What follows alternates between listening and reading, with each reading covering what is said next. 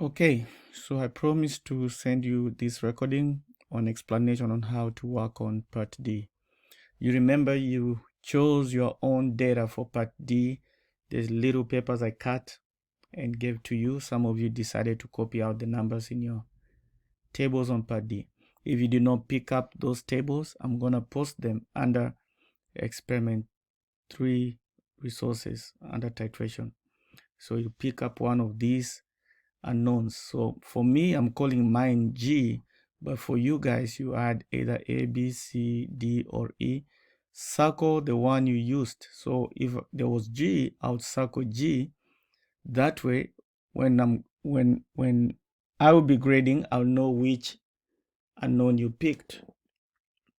Okay, so the goal of this part D is to determine the molar mass of the acid and search online and suggest to me the identity of the acid used.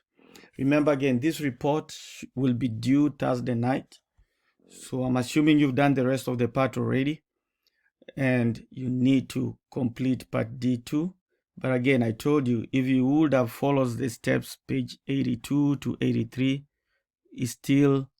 you still would have completed this. So this is just a repetition of the information in your manual, page 82 to 83.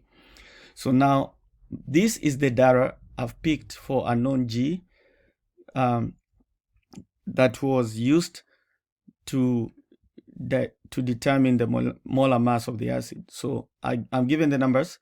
So my own acid is H3X. So as you can imagine, if I am to write the equation of reaction between H3X and sodium hydroxide, my ratio will be 1 to 3, because if I have to balance it, then this will be the formula of the salt.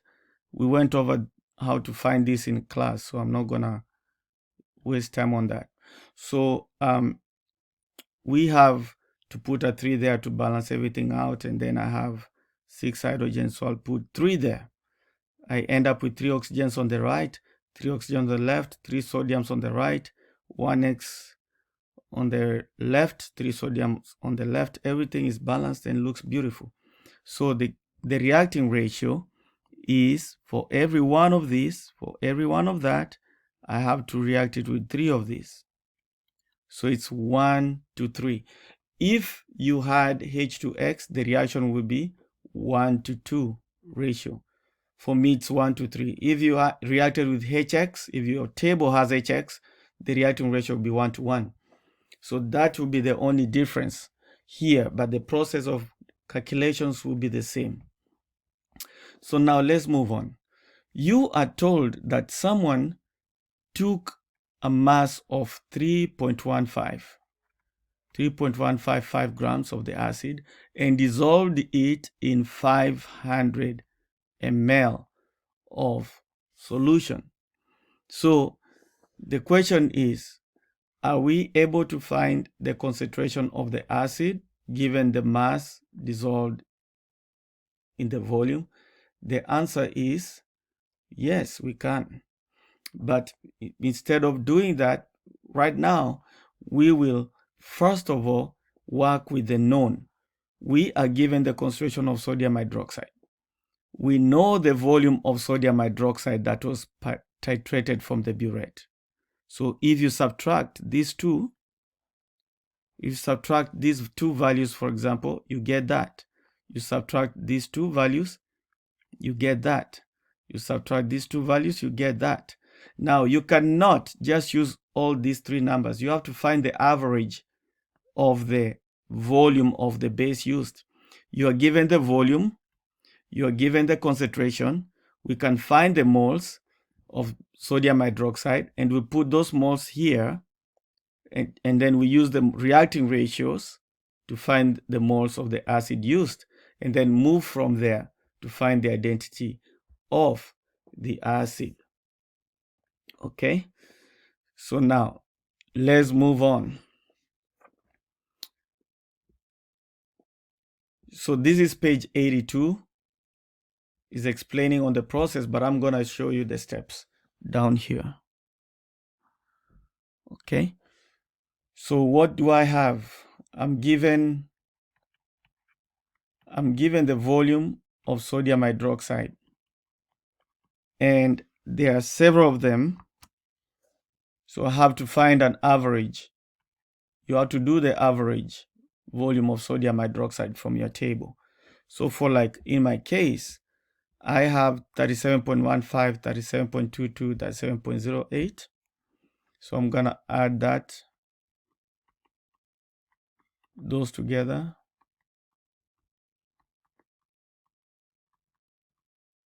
And then find the average volume. All these are in mLs. So let's do the calculations. 37.15 plus 37.22 plus 37.08. I'm getting 111.45 ml. Divide by 3. So it's 37.15 ml. Volume of sodium hydroxide. Now, I told you, you really want to convert the volume of sodium hydroxide to liters. So you will take 37.15 ml, divide by 1000 ml, multiply by 1 liter. So let me use a different color. I'm not comfortable with this. So the ml and ml will go. The answer you get will be in liters. It should be 0.03715 liters volume of sodium hydroxide. Now, I need the moles. In the table, I'm given the concentration. Okay? So molarity of sodium hydroxide, it's given in the table. So you have to read your table. So the table tells me that the concentration of my sodium hydroxide is 0.1301. So I have it, molar. Remember, this is 0.1301 moles per liter. Can I find the moles of sodium hydroxide used in this titration with 25 ml of the acid? The answer is yes. I know my triangle relationship. Okay. I know that to find moles, I need to multiply my concentration, molarity, times volume. The volume must be in liters. So I do have my volume in liters. I have my concentration. So to find the moles of sodium hydroxide is gonna be equal to concentration times volume in liters, which is 0.1301 moles per liter. That's what this M means. It means moles per liter. Multiplied by the volume, 0.03715 liters. Clearly, you see that the L and the L will cancel. The answer you get will be in moles. So let's do that math. Remember, this, I'm working on my table. So these are the steps you do to work on your table too. So the answer I'm getting is 4.8. Do not estimate. Never estimate too soon. It's very safe to have 4 digits after the decimal point. So those are the moles of sodium hydroxide that were used to neutralize my 25 ml of unknown H3X acid. Now, how can I use this to find the moles of acid? I have to go back to the balanced equation. I'm going to use a different color. I hope it doesn't react with your eyes. I want it to stand out. So H3X plus sodium hydroxide gave me Na3X, formula of the salt, and water. I remember we balanced it and we got that the reacting ratio is 1 to 3. For me, for you, if you used HX, the reacting ratio would be 1 to 1. If you use H2X, it would be 1 to 2. But what did I do? I already have my moles. I already have my moles of sodium hydroxide here. So I'll use the mole ratio, the reaction mole ratio, to predict the moles of the acid that were reacted. So to do so, I'll just take the moles that I got here, which is 4.8332. I like to keep so many numbers for accuracy. So I'll ask myself, how will I get the moles of the acid? So obviously, the reacting ratio is 1 to 3, which means for every 1 mole of H3X, I have to react 3 moles. Okay, I have to react 3 moles of NaOH. So I'll ask myself, so what about if I'm provided 4.8332 exponent minus 3 moles of sodium hydroxide? How many moles of acid will that be? So allow me to go to the next slide. Okay. So again, we wanted to determine the number of moles that reacted here. So based on the reacting ratio, we can find the moles of the acid reacted, and then from there we can find the mass of the acid that reacted. So let's do this. So we know that for every 1 mole of the acid, I have to react it with 3 moles of the base. That's what this ratio says right here. So I'll ask myself, so how many moles will be in here? So in that case, we use the conversion factors. You must have learned those in class. So this is the number of moles of sodium hydroxide. I want to find how many moles of H3X will react with this much. If 1 mole reacts with 3, what about this much? How many moles will be here? So in other words, you are just simply cross multiplying and dividing by 3. If your reacting ratio is 1 to 1, it will be the same number here. If it's 1 to 2, it will be half the number here. Since it's 1 to 3, I have to divide this number by 3 to get what's here. Depends on your unknown. Okay, so let me divide. So the answer I'm getting here is 1.61107 times 10 to the negative 3 moles of H3X. How do I know it's moles of H3X? Because these two are canceling out. So I'm left with these units. So I have my moles right there, right? So the next thing I'll ask myself, if these moles reacted with those moles of sodium hydroxide, I'm gonna find the concentration of the acid because we are given the volume. You know what? Once you have the moles of the acid that reacted and you have the volume that was used, you can find the concentration. So the next step here is to find the concentration of your acid, H3X, HX, H2X, whatever it is.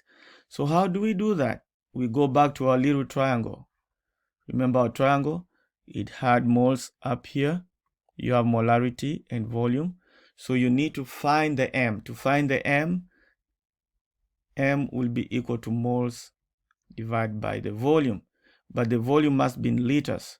So remember, the volume of H3X used was 25 ml.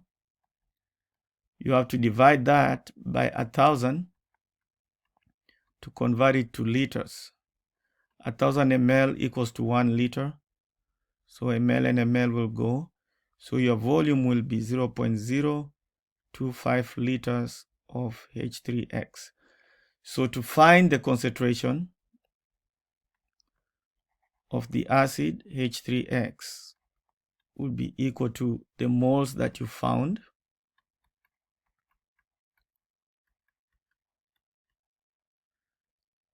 divided by the volume in liters.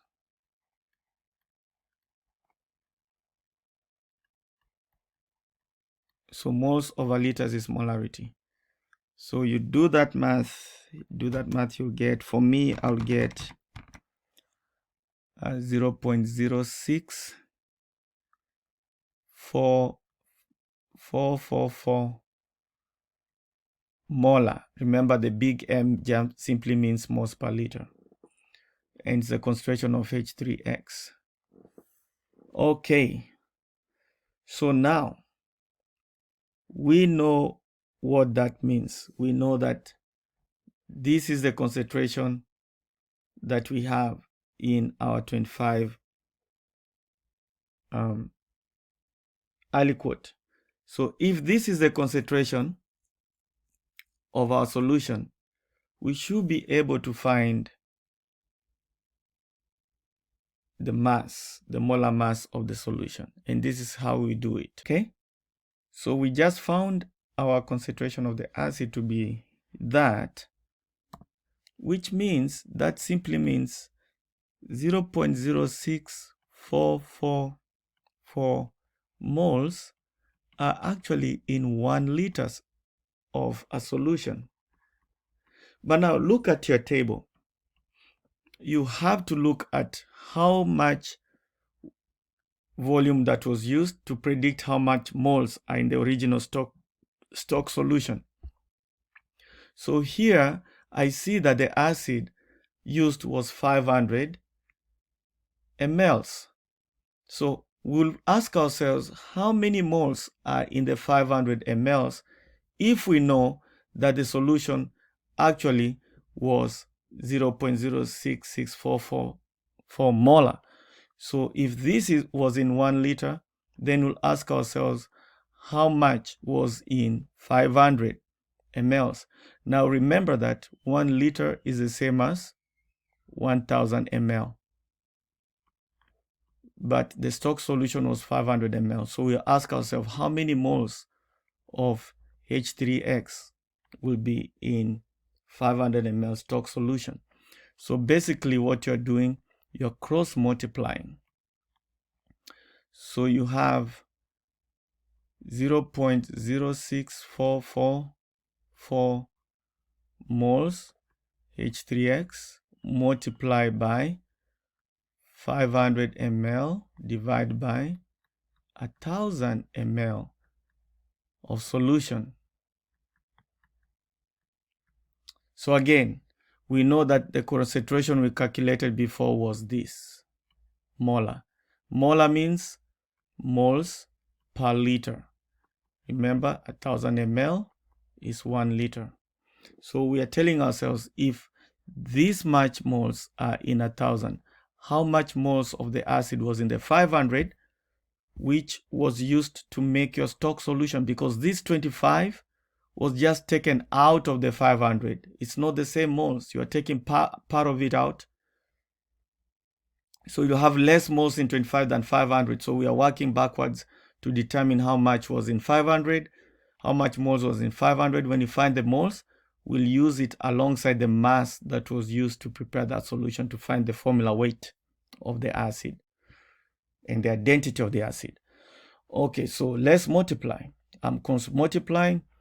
This and this will cancel. So it's simply put, it's like you're simply finding a half of the moles.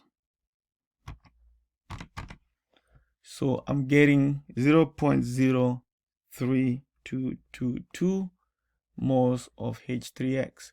What does this tell me? This tells me that I had 0.03222 moles of H3X in a volume of 500 ml stock solution.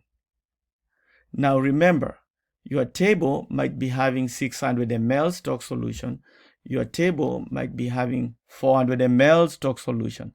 So this stock solution could be different for all of us, or the same. You have to use the volume posted on your own unknown table. Okay. So now I'm also given important information in my table. I'm told that actually 3.155 grams, these grams were dissolved in there to make the stock solution. So it turns out that these 3.155 grams should be equivalent to that much moles of H3X, because it's those grams that were dissolved in the 500 ml of solvent to make the stock solution. See, this was dissolved in there to make the stock solution, which turned out to have such a concentration of 0.06444. All right, so now these are the same. I don't need to use that. So I can use these two to find the molar mass. I hope you remember the formula. Molar mass of any compound must be equal to, let me take you back. Moles equals to mass, given mass divided by the formula weight, which is the molar mass. So molar mass, which is the formula weight, should be equal to the given mass divided by the moles. This is my given mass that was dissolved to make the stock solution. So it will be 3.155 grams divided by the moles, which are equivalent to such a mass.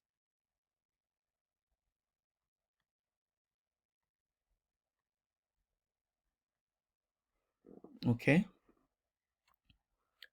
So our answer will read grams per mole, which is the units for molar mass. So if I divide that, I'll get, my answer I'm getting is 97.916 grams per mole, okay, of H3X. So this tells me that the molar mass of my acid used in titration will be that. Can I identify the true identity of H3X? Yes. Go online and search molar mass of acids. You're gonna get a table like this one. You see, out of these acids, common in organic acids, I see that phosphoric acid has a mass of 98, which is very close to what I have here. Because to do 2 decimal places, this will be 98 grams per mole. So actually, my H3X identity turns out to be phosphoric acid. Okay? So this P of O is our X. That's part of the question. You need to suggest your identity of your compound. So that is the end of your calculations. Okay? All right. So in a nutshell, what did we do? We found the volume of the base and then used concentration of the base to find the moles of the base, and then used mole ratio to find the moles of the acid used in the titration, and then used the volume of the acid used in the titration, which in my case was 25 ml, to find the molarity of the acid. After finding the molarity of the acid, I used ratios or cross multiplication to find the moles of acid in stock solution. How did I do that? I knew that 0.06 something moles was in 1,000 liters, which is what this said. But I know the stock solution was 500, was in 1,000 ml, sorry. but I know that the stock solution prepared was 500. So I asked myself, how many moles were in here? Turned out to be 0.03 something. Okay, this number right here. And then after I found the moles of the acid in stock solution, I know the grams used to prepare the stock solution, which was this 3.155, right? So I know the grams. I know the grams used. So from there, using the moles in stock solution and the grams in the stock solution, I was able to find the formula weight, which is the molar mass. Okay. So again, using the moles in the stock solution and the mass in stock solution, I was able to find the molar mass, because given mass divided by the moles, these moles divided by the given mass gave me the molar mass. And then I searched online which acid has this clause of a formula weight. I found it to be phosphoric acid. I hope that was helpful. Complete your reports before Thursday night. Submit through Moodle.